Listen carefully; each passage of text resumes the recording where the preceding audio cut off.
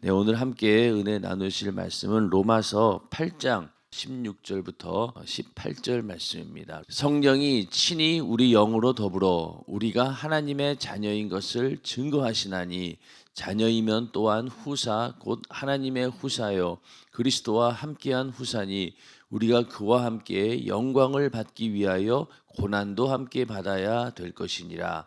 생각건대 현재의 고난은 장차 우리에게 나타날 영광과 좋게 비교할 수 없도다. 아멘. 오늘은 로마서 8장 16절부터 18절 말씀을 중심으로 장차 우리에게 나타날 영광이라는 제목으로 로마서 강의 쉬운 6번째 시간이 되겠습니다. 로마서 강의가 처음도 말씀을 드렸지만 쉬운 것 같아도 굉장히 어렵고 또 난해한 부분도 많고 또 새벽에 좀 듣기에는 좀 딱딱한 부분도 많지만은 그래도 우리가 다 공부하고 보면은 나중에 1장부터 여러분 다시 또 읽어보면은요 또 새로운 차원에서 이제 은혜를 또 받게 될 겁니다. 그걸 기대하시고 끝까지 로마서 강해 함께 해주시길 바랍니다.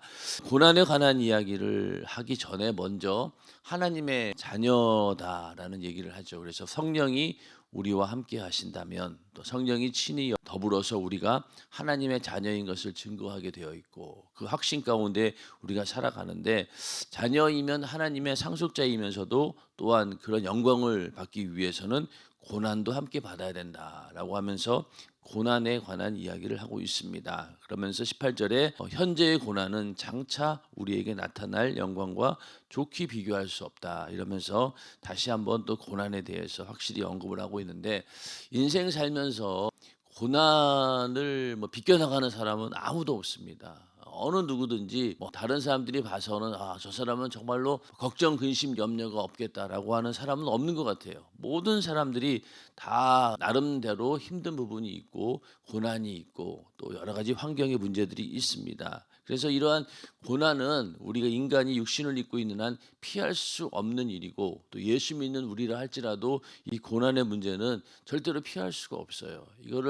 이것을 그냥 우리가 이겨내야 되는데 오늘 여기 18절의 말씀 결론대로 그냥 우리에게 나타날 영광과 비교했을 때 이건 아무것도 아니구나라는 그 소망으로 이겨내라라는 것이 바로 우리 예수 믿는 그리스도인들이 고난에 대처하는 그런 자세이죠. 그래서 이 고난이라고 하는 것은 세상 사람들은 고난의 의미가 어떤 건지 여러 가지 있겠지만 그러나 우리 예수 믿는 사람들은 예수를 위해 살고자 하는 자 하나님 말씀대로 살고자 하는 자에게 닥치는 여러 가지 환난이나 어려움들을 우리는 고난이라고 합니다. 그래서 그런 고난은 간단해요. 사실은 그 예수 안 믿고 내가 이 좁은 길로 가지 않으면은 그 고난은 닥치지 않을 수 있어요.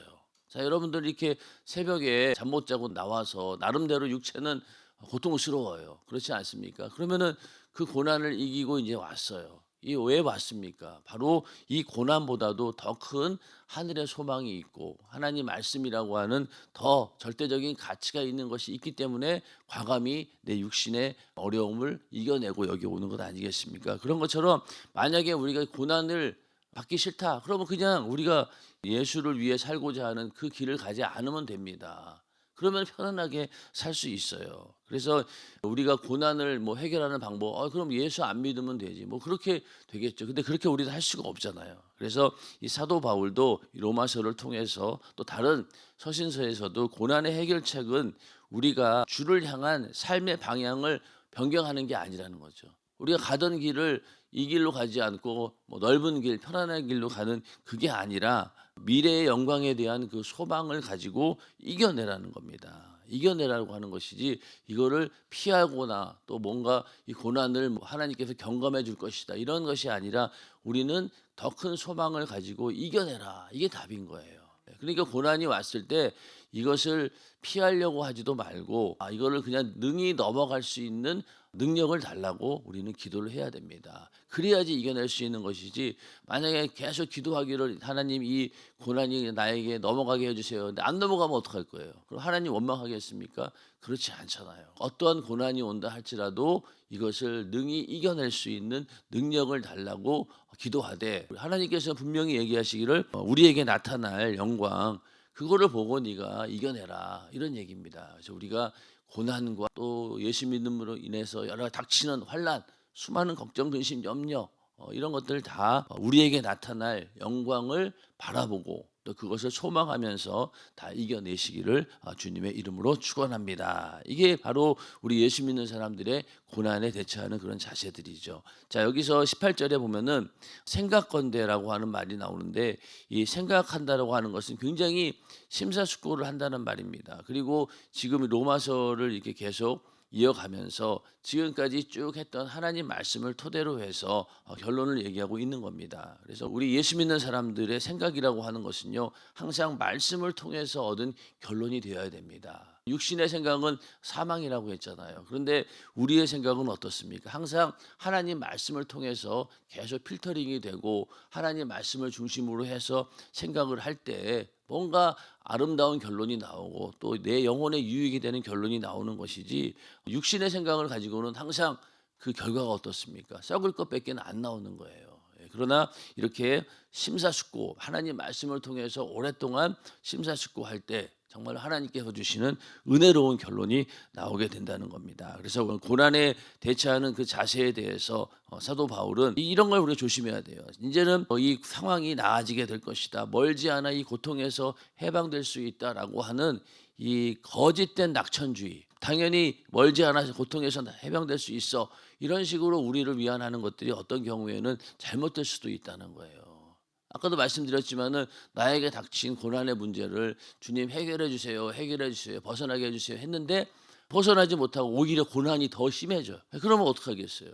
하나님 원망하겠습니까? 아니죠. 우리는 거기에서 그런 얘기에 속으면 안 된다는 거예요. 좋아질 거야, 이제는 곧 끝날 거야, 이런 얘기, 그거는 세상에서 하는 얘기들이에요. 어떤 면에서는. 그렇죠. 세상에서는 야, 너 힘들고 지금 어렵지, 이 고난은 언젠간 끝나. 언제 끝날 건데요? 죽어야 끝나죠.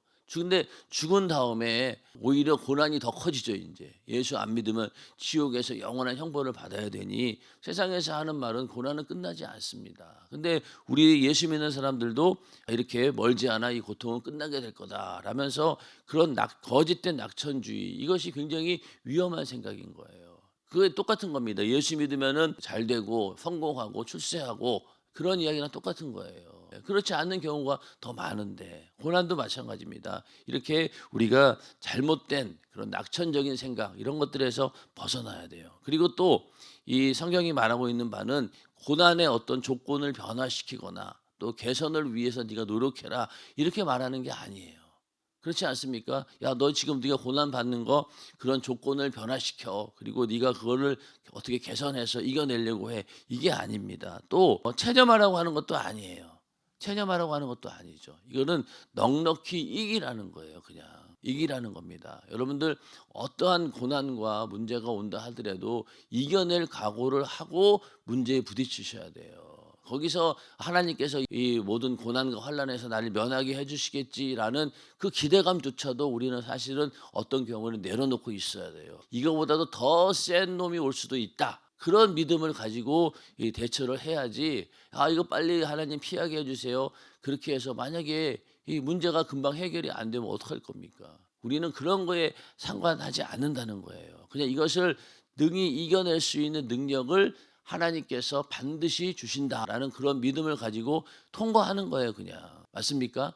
안 그러면은 더 나약해진다니까요. 아, 이거 빨리 해결될 수 있어, 해결될 수 있어라고 막 계속 믿음을 가지고 있는데 이게 해결이 안 돼요. 그럼 나중 가서는 좌절하게 되고 낙망하게 되고 결국 하나님 원망하게 되고 그렇게 되는 거예요. 그러니까 이 현실의 문제, 닥치는 이런 고난들은 그냥 이겨내는 것, 넉넉히 이겨낼 수 있다라고 우리에게 믿음을 주셨고 또 내 안에 성령께서 함께 하시기 때문에 이겨낼 수 있다는 거예요. 그 믿음 가지고 이겨내야 되는 겁니다. 자, 이 고난이라고 하는 것이 우리가 이 땅에 살면서 뭐 여러 가지 종류가 있겠지만은 제일 우리 예수 믿는 사람들 또 신앙생활 하는 사람들에게 가장 큰 고난은 이 교회 생활하면서 닥치는 고난들이에요. 그렇지 않습니까? 신앙생활 하는 것 때문에 다 막 문제가 생깁니다. 자, 교회 내에서 성도들끼리 부딪혀가지고 마음이 상하는 것도 신앙생활을 하다 보니까 그런 일들이 생기고, 교회에서 만약에 그렇게 모이지 않고 이런 생활을 안 한다라고 하면은 그런 고난을 당할 이유도 없겠죠. 마음이 상할 이유도 없고 마음을 쓸 이유도 없겠죠. 그런데 우리가 신앙생활을 해야 되고 또 교회에서 함께 우리가 예수 안에서 공동체 생활을 하고 있다 보니까 서로 마음이 상하기도 하고 시험에 들기도 하고 그러지 않습니까? 그런 것들이 다 고난이에요. 근데 그런 것들을 이겨낼 수 있는 방법은 그냥 부딪혀서 그걸 극복해내는 거예요. 극복이라고 하는 것은 그냥 끝까지 내가 참고 인내하면서 이겨내는 것 외에는 다른 방법이 없어요. 그걸 피하려고 하지 말고 우리는 넉넉히 이겨내야 된다. 그런 믿음을 가지고, 근데 그 믿음의 근거가 어디 있느냐? 장차 우리에게 나타날 영광을 보라는 거예요. 이 땅에서 아무리 어려운 일이 있다 하더라도 네가 지금 소망하고 있는 영원한 천국에 비하면은 이건 아무것도 아니다. 그러면서 다 이겨내는 거예요. 담임 목사님도 늘 그런 얘기야. 야, 지금 당하고 있는 고난이 예수님께서 십자가에 달려 당하신 고통에 비하면 이건 아무것도 아니다. 이렇게 얘기하시잖아요.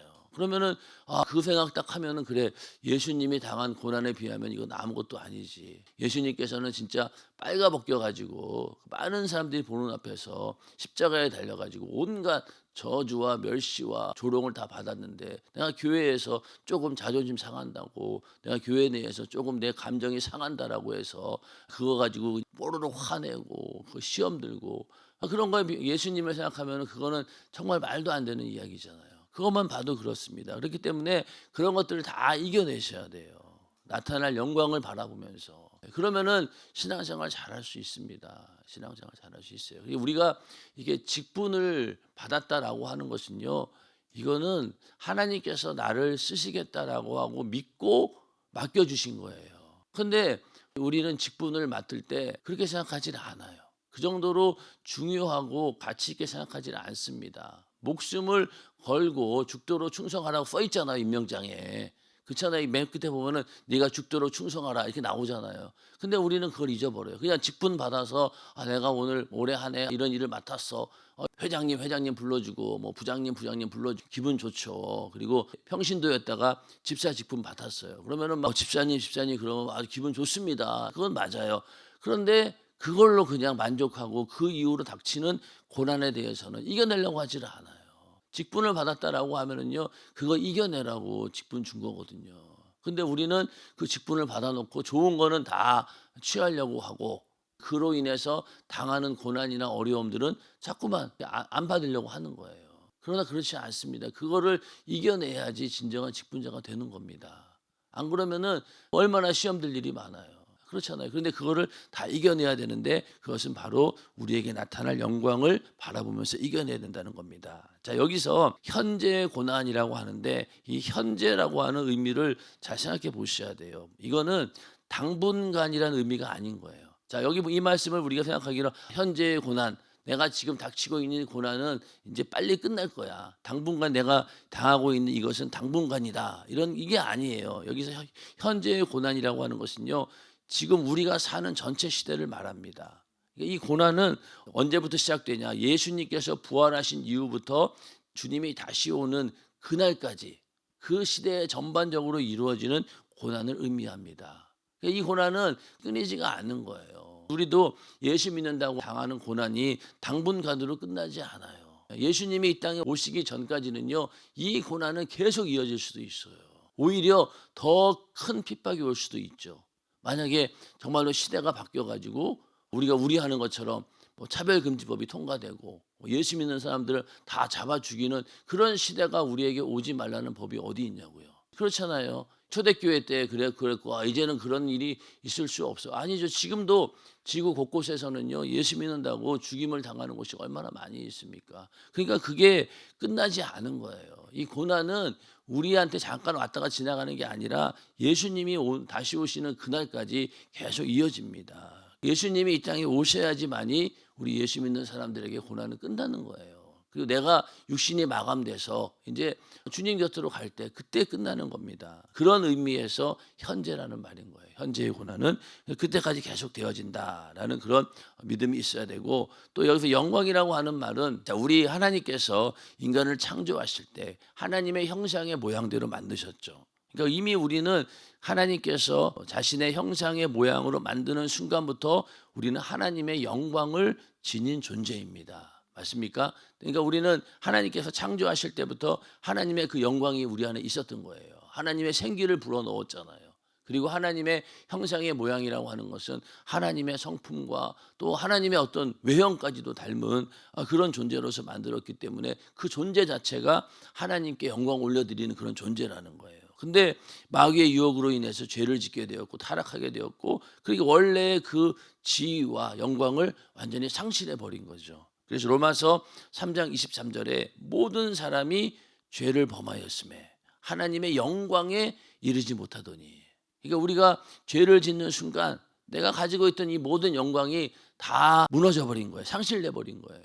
그래서 하나님의 영광에 더 이상 이를 수 없는 그런 존재가 되었다라는 겁니다. 그런데 이렇게 다시 원래의 그 영광을 얻기 위해서 돌아가려고 인간은 끊임없이 자기 나름대로의 수많은 노력을 했어요. 근데 결과가 뭡니까? 실패했다는 거예요. 오히려 그렇게 하면 할수록 더 좌절감만 생기게 되고 더 곤고해지고, 하나님 모르고 사는 사람들 그 빈자리를 채워보려고 얼마나 많은 노력을 합니까? 그러나 안 채워지는 거예요. 오히려 더 불행해져요. 그리고 더 안식이 없고, 자, 돈 많이 벌면은 정말 행복하겠구나라고 돈 많이 벌었어요. 돈 많이 벌었는데 돈이 오히려 어떻습니까? 가정을 파괴시키는 경우도 있고, 쉬운 예로 로또 복권 당첨됐어요. 그래서 평안하게 살던 그 가정이 갑자기 돈이 그냥 뭐 몇십억이 들어오면 어떻게 돼요? 사람이 그냥 눈이 돌아갑니다. 그때부터 가정이 깨어지기 시작하고 주변 사람들의 관계가 다 깨어지고, 결국은 나중 가서 돈은 손에 쥐고 있을지 몰라도 인생 자체는 불행해지는 경우가 얼마나 많이 있습니까? 그런 것처럼 우리 인간의 노력으로는요, 결국은 불안과 불행, 결국 안식이 없는 삶이에요. 하나님 없는 삶은. 그런데도 계속 그렇게 노력하지만 안 되는 거예요. 죽기 직전에 깨달으면 뭔 소용이 있습니까? 아무런 의미가 없죠. 그러니까 이렇게 안식이 없는 그런 삶을 산다는 거예요. 이사야서 57장 20절에 보면은 오직 악인은 능히 인정치 못하고 그 물이 진흙과 더러운 것을 솟쳐내는 요동하는 바다와 같으니라. 이게 바로 이 하나님을 모르는, 하나님의 영광을 상실한 채 살아가는 그런 사람들의 삶인 거예요. 그 안에 진흙과 더러운 것을 계속 쏟아내는, 막 안에서 막 솟쳐 나온다는 거죠. 쏟아져 나온다는 거죠. 요동하는 바다 같다는 거예요.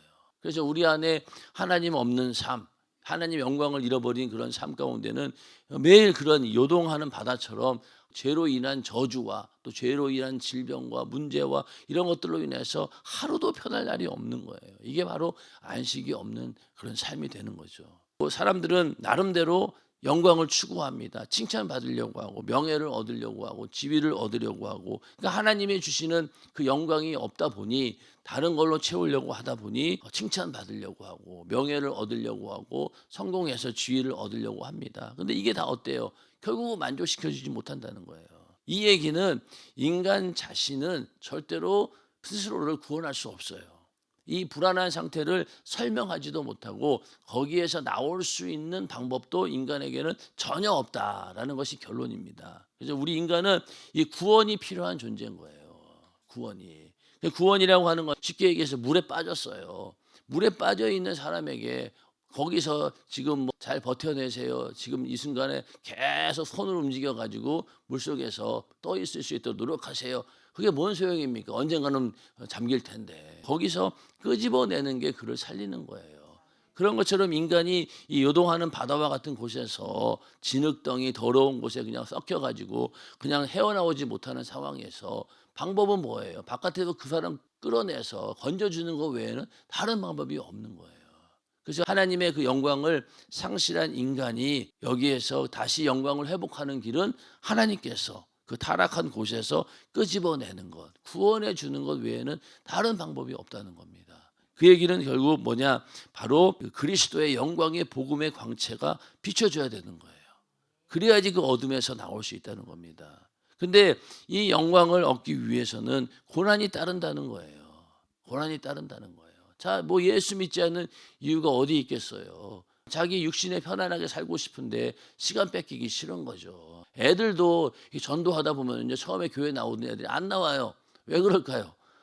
처음에 교회 나갔을 때는 얼떨결에 나갔는데 나가 보니까 자꾸 시간 뺏기잖아요. 그러니까 내가 뭐 이런 일도 하고 저런 일도 해야 되는데 교회 나가서 막 시간 뺏기는 게 그 어린 나이에도 그게 싫은 거예요. 그런 것처럼 예수 믿는다라고 하는 것이 일단 그러한 것들을 이겨내야 되고, 내 육신이 힘든 것도 이겨내야 되고, 그럼 고난이 따를 수밖에 없다는 거예요. 근데 이 영광을 얻기 위해서는 반드시 고난을 받아야 된다라는 것이죠. 이 고난 없이는 절대 영광이 없습니다. 그래서 우리가 신앙생활 열심히 하는 이유가 뭡니까? 그 열심히 한 대가와 보상이 영원한 천국에 있다라고 확실히 믿기 때문에 우리가 더 열심히 충성을 하는 것이죠. 그게 아니라고 하면은 어떻게 했어요? 그냥 뭐 모든 사람들이 똑같다라고 하면 이제 뭐하러 그러겠냐고요. 그러나 우리에는 그런 고난의 대가가 반드시 있다. 그래서 우리가 하나님의 영광을 바라고 즐거워해야 된다는 거예요.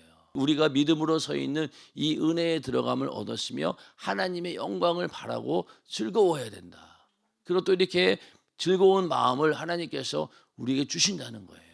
그러니까 우리가 환난 중에도 즐거워하나니 환난은 인내를, 인내는 연단을, 연단은 소망을 이루는 줄 알미로다. 인내함이 결국은 소망을 이루어냅니다. 또 소망이 있다 보니까 다 인내할 수 있는 거예요. 이런 소망을 가지고 고난을 다 이겨내시기를 주님의 이름으로 축원합니다. 또 우리에게 나타날이라고 하는 말도 나타난다라고 하는 것이 뭐 어느 갑자기 뜬금없이 나타나는 게 아니라 이거는 하나님의 계시를 말합니다. 드러내는 거죠. 하나님의 뜻을 드러내는 거죠. 그래서 하나님의 위대한 그런 약속들을 조금씩 하나님께서 공개하셨는데 그것을 바로 계시라고 합니다. 창세기 3장 15절에 어떤 말씀을 하셨습니까? 내가 너로 여자와 원수가 되게 하고 너의 후손도 여자의 후손과 원수가 되게 하리니 여자의 후손은 내 머리를 상하게 할 것이요 너는 그의 발꿈치를 상하게 할 것이니라 하시고, 이미 창세기 3장에서 우리 인간을 구원하겠다라고 하는 예수 그리스도의 십자가의 사건을 이때부터 얘기하신 거예요. 이게 바로 하나님의 계시고, 이 계시가 하나님의 위대한 약속이 예수님이 이 땅에 오셔서 십자가에 달려 죽으시고 부활할 때까지 이게 다 이루어진 거예요. 그게 바로 우리에게 나타난 하나님의 영광이라는 거죠. 그게 바로 하나님의 약속으로 인해서 주어졌다. 그래서 하나님의 아들이 다시 이 땅에 오셔서 이 만물을 새롭게 하는 그때가 바로 우리에게 나타날 영광이 되는 것입니다. 그래서 예수님께서 이 땅에 다시 오셨을 때 그때 우리가 첫째 부활에 참여하는 자들은 어떻습니까? 자, 공중으로 끌려 올라갑니다. 살아서 예수를 본 자들, 또 무덤 가운데 신부의 믿음을 가진 자들은 올라가요. 올라가서 이 땅에 또 환란이 이어지고 또 천년 왕국이 시작되어질 때, 그때 첫째 부활에 참여했던 성도들은 예수님과 함께 이 그 천년 왕국을 다스리는 그 왕권을, 그런 권세를 가지고 살게 되는 거죠. 그리고 나서 천년이 지난 다음에 우리에게는 또 다른 심판이 없어요. 그렇지 않습니까? 그게 우리에게는 엄청난 하나님이 주시는 복인 거죠. 그러나 다른 사람들은 어떻습니까? 다 무덤 안에 있던 사람들이 다 나와가지고 다 하나님 앞에 심판을 받게 됩니다. 그런데 첫째 부활에 참여한 사람들은 그 심판이 없다는 거예요. 오히려 예수님과 함께 영원히 그 나라를 통치하는, 이 땅에서 천년 왕국을 통치하고 그리고 영원한 하늘나라에서 주님과 함께 영원히 산다는 거예요. 그런 영광이 우리에게 있다는 거죠. 그래서 우리에게 그런 기회가 주어졌다는 겁니다. 그래서 이 땅에 우리가 살면서 신부의 믿음을 가지고 첫째 부활에 참여할 수 있는 믿음을 갖는다라고 하는 것은 환란을 통과할 수 있는 능력도 되는 것이고, 또 나중에 또 다른 심판을 받지 않고 그냥 거기서 딱 끝난다는 거예요. 그러니까 얼마나 이게 큰 복입니까? 그렇지 않습니까? 그래서 그러한 영광을 우리는 보고 이 땅에서 고난을 이겨내야 된다는 거예요. 그러니까 목숨도 이겨내는 거죠. 순교의 자리에서도 이 영광을 바라보니 이겨낼 수 있다는 겁니다. 그래서 이러한 믿음이 우리 안에 있기를 주님의 이름으로 축원합니다. 또 우리에게 나타날 영광이라고 했으니까 이것은 그냥 우리가 그 영광을 그냥 관망만 하는 게 보고만 있는 게 아니고 참여하고 누리게 된다. 베드로전서 5장 1절에 너희 중 장로들에게 권하노니 나는 함께 장로된 자요 그리스도의 고난의 증인이요. 그리스도의 고난의 증인이라는 겁니다. 나타날 영광에 참여할 자로다. 자, 고난의 증인이라고 하면은 고난을 직접 겪은 자이죠. 그런 자면은 이제는 나타날 영광에 내가 참여하는 자가 된다는 거예요.